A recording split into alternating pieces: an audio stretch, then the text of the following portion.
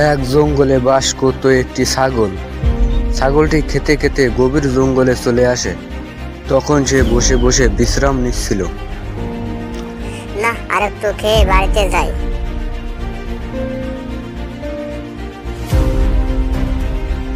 আরে এখানে তো অনেক সুন্দর সুন্দর ঘাস, ইচ্ছা মতন খাওয়া যাবে তাহলে। খুব সুন্দর ঘাস, আরেকটু খেয়ে নি, তারপরে বাড়িতে যাব।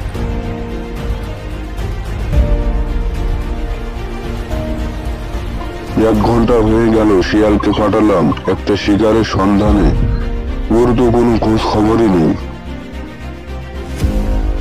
এই তো মামা, আমি চলে আসছি, আর কোনো চিন্তা নেই। মামা, ওই দিকটা একটা ছাগল ঘাস খাচ্ছে, আপনি বরং ওকে শিকার করে নিয়ে আসেন, তারপর দুজন মিলে খাবো। চলেন মামা চলেন, বেশি দেরি করলে ছাগলটি আবার চলে যাবে। আমি ওই জায়গাটায় দেখে আসছিলাম। সত্যি বলছিস তো? মিথ্যা হলে তোর কপালে অনেক দুঃখ আছে। আমি যাই দেখে আসি।